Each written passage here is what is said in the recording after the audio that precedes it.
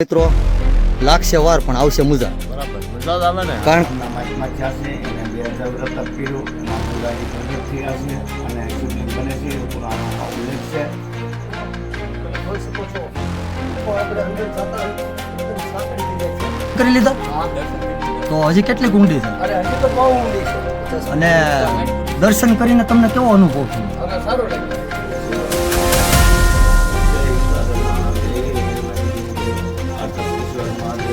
જ્યારે પાંડવો અજ્ઞાતવાસમાં આવ્યા તમે આની પહેલા ક્યારે આવેલા? ના પહેલી વાર.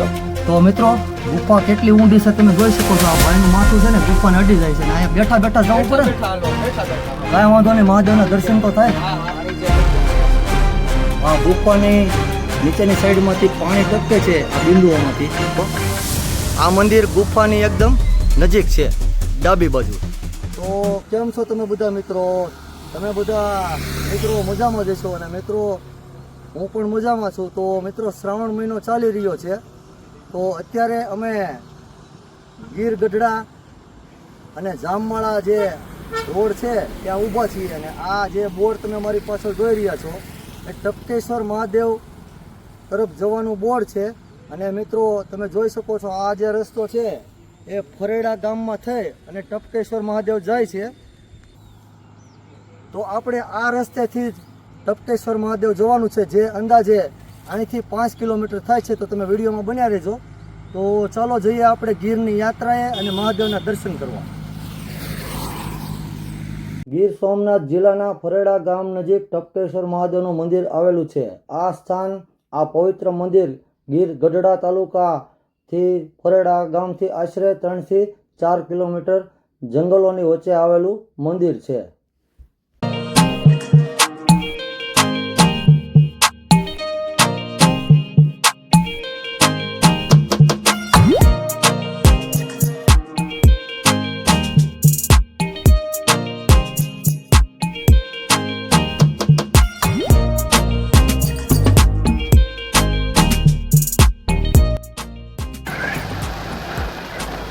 તો મિત્રો આપણે પહોંચી ગયા છીએ ફરેડા ગામની એકદમ નજીક. તો આપણે આ ગામમાં થઈ અને મંદિર તરફ જઈ રહ્યા છીએ. તો તમે વિડીયોમાં બન્યા રહેજો.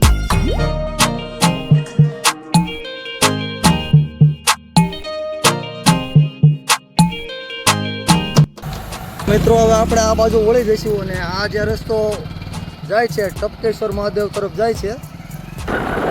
તો ટપકેશ્વર મહાદેવનો આશ્રમ ફરેડા તમે સામે જોઈ શકો છો. આ આશ્રમ છે એ ટપકેશ્વર મહાદેવ ફરેડા ગામમાં આવેલો આશ્રમ. તો મિત્રો આપણે પહોંચી ગયા છીએ અત્યારે ટપકેશ્વર મહાદેવ અને આ બાજુમાંથી જે રસ્તો જાય છે નીચે હું તમને બતાવું. આ સીડીઓ છે ત્યાંથી જ આપણે નીચે જવાનું છે અને ત્યાં આગળ જતાં જ ગુફાના દર્શન થાય છે. તો અત્યારે મિત્રો હું અને આ મારી સાથે જે તમે જોઈ રહ્યા છો આ ભાઈનું નામ છે રમેશભાઈ વિરાણી. અને આવા વડીલ સાથે હોય તો યાત્રા કરવાની મજા આવે. અને આ રમેશભાઈ પણ આ ટપકેશ્વર મહાદેવના મંદિરે પહેલી વખત આવ્યા છે અને હું પણ ઘણા સમય પહેલાં આવ્યો હતો મિત્રો આ મંદિરે. તો અત્યારે શ્રાવણ મહિનો ચાલે છે તો હું આ મંદિરે દર્શન કરવા માટે આવ્યો છું અને આ બધા મિત્રોને પણ આ ટપકેશ્વર મહાદેવના મંદિરે દર્શન કરાવીશ. અને મિત્રો આ મંદિરનો ઇતિહાસ શું છે એ આપણે આગળ જાણશું. તો એ પહેલાં આપણે જઈએ ટપકેશ્વર મહાદેવના મંદિરે દર્શન કરવા. ચાલો મિત્રો તમે પણ મારી સાથે. અને હા મિત્રો આ જે મંદિર છે એ ચંદ્રભાગા નદી કિનારે આવેલું મંદિર છે. અત્યારે હાલના મહંત પણ અત્યારે જઈ રહ્યા છે નીચે અને રમેશભાઈ પણ અત્યારે જઈ રહ્યા છે નીચે. અને હું પણ તમને આ વિડીયોના માધ્યમથી એ મંદિરના દર્શન કરા.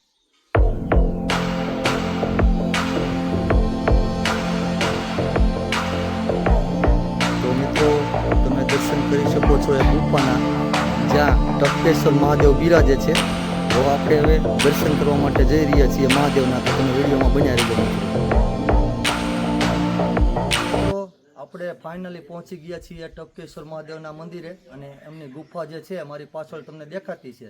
તો થોડી વારમાં હું તમને મહાદેવના દર્શન કરાવું મિત્રો. અને એમનો ઇતિહાસ જે છે એ ખૂબ જૂનો છે. તો બની શકે તો આપણે હાલના મહંત છે એમની પાસેથી ઇતિહાસ જાણીશું. તો અત્યારે આપણે દર્શન કરવા માટે જઈ રહ્યા છીએ મહાદેવના. અને મિત્રો ત્યાં ઉપરથી પાણી ટપકે છે અને જે જગ્યાએ પાણી ટપકે છે એ બધી જગ્યાએ શિવલિંગ બને છે અને અંદર એક પાણીનો નાનો સરો એટલે કે નાની એવી એક અંદરથી નદી પણ હોય છે ક્યારેક વરસમાં, એવું મેં સાંભળેલું છે. તો બની શકે તો હું એ નાની નદીના પણ હું તમને ગુફાની અંદર આવેલી છે એમના દર્શન કરાવીશ. તો તમે વિડીયોમાં બન્યા રહેજો મિત્રો. તો ચાલો જઈએ ગુફાની અંદર.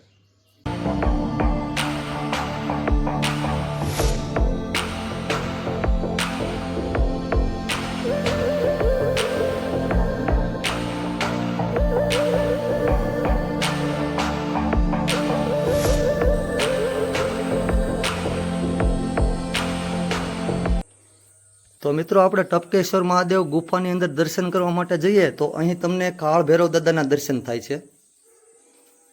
મિત્રો તમે દર્શન કરી શકો છો સામેની સાઈડમાં એ જ ટપકેશ્વર મહાદેવના શિવલિંગ છે અને ટપકેશ્વર મહાદેવનું મંદિર છે જે ગુફાની અંદર આવેલું છે અને ત્યાં નીચે બેસીને જવું પડે છે.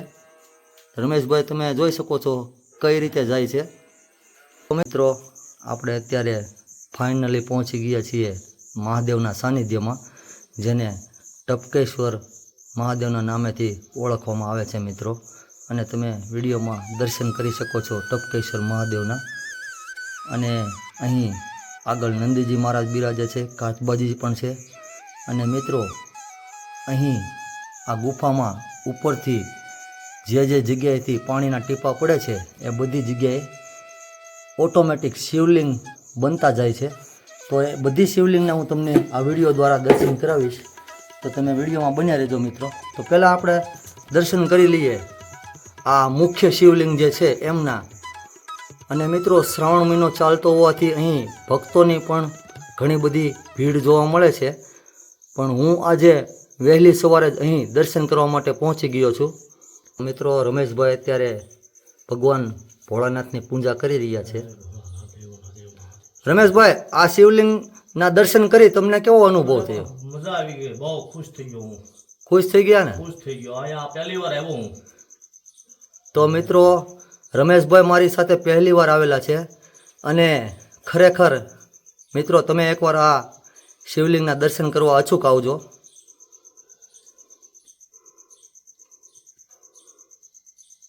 હર હર મહાદેવ, જય ભોળાનાથ.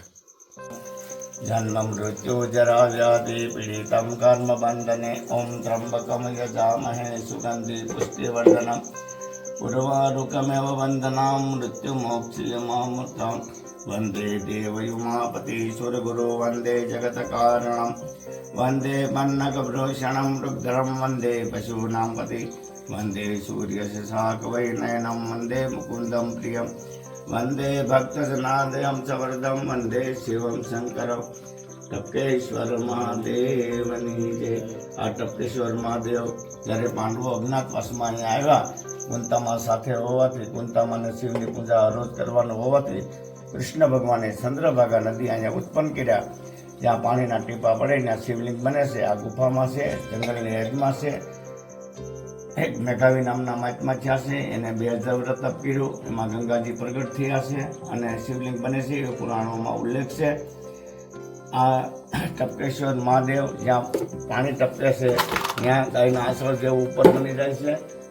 અને શિયાળો, ઉનાળો, ચોમાસું ગમે તે હોય તો અહીંયા બધી રીતે બધી શિવલિંગો આજુબાજુ બધી શિવલિંગ કુદરતી બને છે. આ જંગલ વિસ્તારમાં હોવાથી અહીંયા જંગલ ખાતાના નિયમ મુજબ અહીંયા રહેવાનું હોય છે. રસ્તામાં પ્લાસ્ટિક જનાવરો હોય તો ધ્યાન રાખવું પડે છે. સીધી રીતે દર્શન કરવા આવી સીધી રીતે પાછું વ્યૂ જવાનું હોય છે. અહીંયા દિવસના રહેવા દે છે, રાત્રિ રોકાણ કોઈ કરતા નથી. મારું નામ વિમલાનંદ ગુરુ મુક્તાનંદ બાપુ, સાપરડા, અખિલ ભારત સાધુ સમાજના પ્રમુખ, અગ્નિ અખાડા. હરિઓમ. તો મિત્રો બાપુએ ખૂબ જ અદ્ભુત અને જાણવાલાયક માહિતી આપી.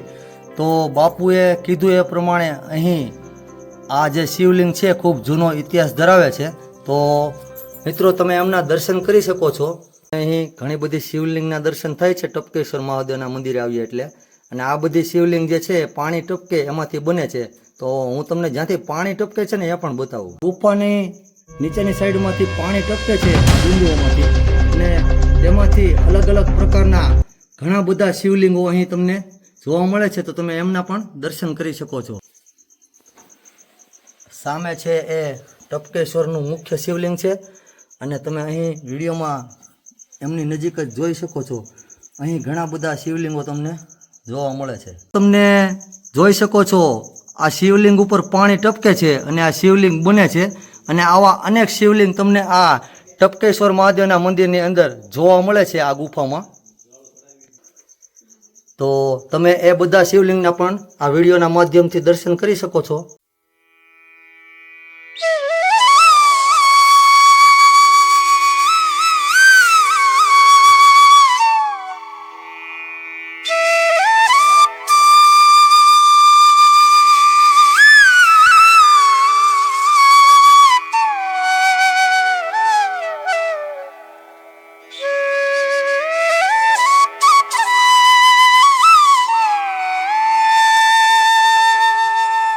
જોઈ શકો છો અહીં અત્યારે ઘણા બધા લોકો દર્શન કરવા માટે આવ્યા છે અને એ બધા લોકો પણ અહીં દર્શન કરવા માટે જાય છે.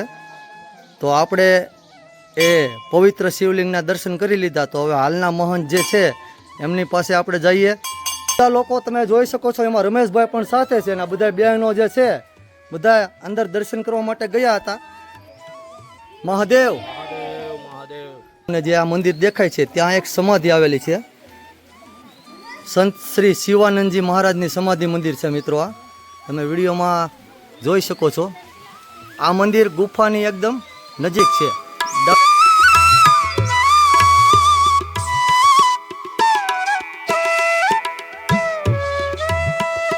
સામે જે મઢુલી દેખાય છે ત્યાં હાલના મહંત જે છે એ રહે છે.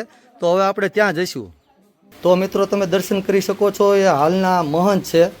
તો આ વિડીયોના માધ્યમથી આપણે હાલના મહંતના દર્શન કરી શકીએ. થોડી વાર પહેલાં આપણે સાથે પૂજા કરી હતી. બાપુ હર હર મહાદેવ. આગળની તરફ પણ એક ગુફા આવેલી છે, તો આપણે બધા ત્યાં દર્શન કરવા માટે જઈશું. તો વિડીયોમાં બન્યા રહેજો મિત્રો. તો મિત્રો આજે અમે આવ્યા છીએ ગીરમાં બિરાજતા શ્રી ટપકેશ્વર મહાદેવના મંદિરે.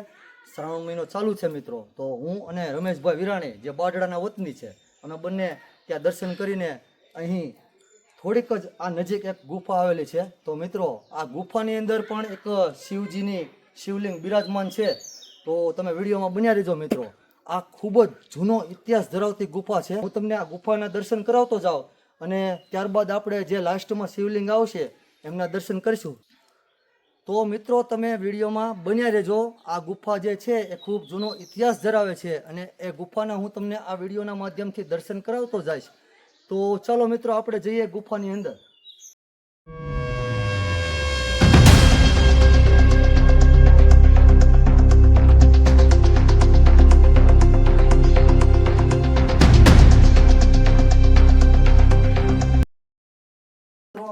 તમે જોઈ શકો છો ગુફા આપણે અંદર જતા એકદમ સાંકડી થઈ જાય છે.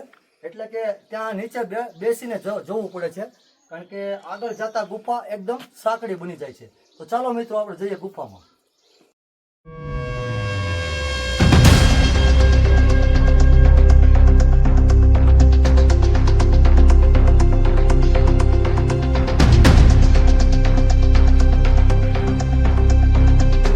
તમે જોઈ શકો છો આપણે ગુફાની અંદર અત્યારે જઈ રહ્યા છીએ. હા, તો મિત્રો તમે જોઈ શકો છો, તમે આગળ પેલા બે ભાઈઓ બેઠા છે, ગુફામાં દર્શન કરીને જ આવ્યા છે. તો ગુફામાં બેસીને જ જવું પડે છે, કારણ કે આ ગુફા થોડી લાંબી પણ છે. તો તમે અહીંયા દર્શન કરી લીધા? હા, દર્શન કરી લીધા. તો હજી કેટલી ઊંડી છે? અરે હજી તો બહુ ઊંડી છે.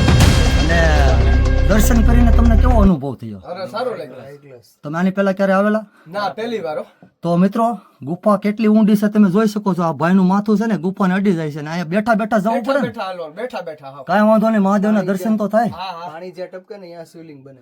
વાહ ભાઈ વાહ, તમે સરસ મજાની માહિતી આપીને તમે મિત્રો જોઈ શકો છો અહીં પરસેવો પણ વળે છે. ઠેઠ ઊભા ઊભા દર્શન કરી શકો. એમ? હા હા તો લાસ્ટમાં ઊભા ઊભા દર્શન થાય. હા, ઊભા ઊભા. તો મિત્રો તમારો ખૂબ ખૂબ આભાર. તો આપણે જઈએ દર્શન કરવા. હર હર મહાદેવ. હર મહાદેવ.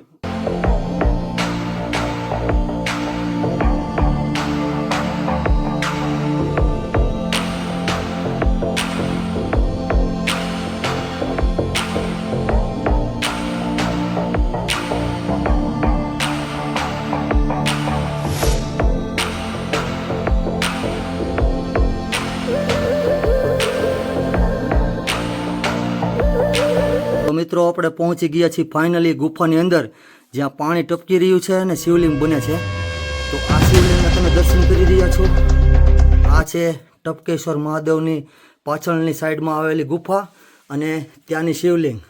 તો આપણે આ શિવલિંગના પણ આ વિડીયોના માધ્યમથી દર્શન કરી લીધા. તો ચાલો મિત્રો, હવે આપણે જઈએ બહાર.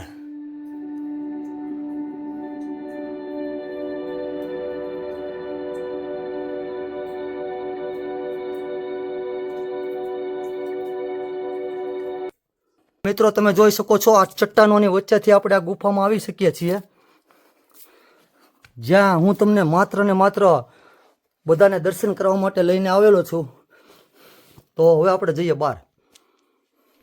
મારી સાથે મારા પરમ મિત્ર અને વડીલ ગણો તો પણ કંઈ ના નહીં, કારણ કે એ રમેશભાઈ વિરાણી જે છે બાઢડાના વતની છે, અને અમે બંને સાથે અહીં આ મધ્યગીરમાં મહાદેવના શરણે આવ્યા છીએ દર્શન કરવા માટે. અને અહીં ઘણા બધા મિત્રો પણ દર્શન કરવા માટે આવેલા છે. તો બધા મિત્રોને હર હર મહાદેવ. મિત્રો લાગશે વાર પણ આવશે મજા. બરાબર મજા આવે ને, કારણ કે આ તો મહાદેવનું સાનિધ્ય કહેવાય ને, એમાં પાછી ગાંડી ગીર. કેમ રમેશભાઈ? પણ બહુ ગરમી થાય છે, મજા તો બહુ આવી. મજા કેમ આવી? પણ મજા તો ગરમી તો એ તો વરસાદ નથી એટલે થવાની છે, પણ આપણે મહાદેવને પ્રાર્થના કરીએ એટલે વરસાદ હાંભેલા ધારા પડે. આવ્યા હતા ટપકેશ્વર મહાદેવના મંદિરે, તો આપણે એ ભગવાન શિવના દર્શન કર્યા અને ત્યાં જે શિવલિંગો હતી એ બધા શિવલિંગોના મેં તમને આ વિડીયો દ્વારા દર્શન કરાવ્યા. અને રમેશભાઈ પણ મારી સાથે છે મિત્રો. તો મિત્રો શ્રાવણ મહિનામાં તમે એકવાર અહીં દર્શન કરવા માટે જરૂર આવજો. અને મિત્રો હવે મારી આ વિડીયો પછીની વિડીયોમાં તમને ભગવાન શ્રી પાતાળેશ્વર મહાદેવનું મંદિર જોવા મળશે. તો મિત્રો આ મધ્યગીરમાં આવેલા બધા જૂના ઇતિહાસ ધરાવતા મંદિરોએ એકવાર તમે જરૂર દર્શન કરવા આવજો. તો મિત્રો આવી વિડીયો જોવા માટે તમે મારી આ યુટ્યુબ ચેનલને પણ સબસ્ક્રાઈબ કરજો, લાઈક કરજો અને કોમેન્ટ કરજો. તો મિત્રો હવે મળીશું નવી વિડીયોમાં કંઈક અલગ જગ્યાએ કંઈક અલગ વિષય ઉપર. ત્યાં સુધી બધાને હર હર મહાદેવ સાથે. જય હિન્દ, જય ભારત.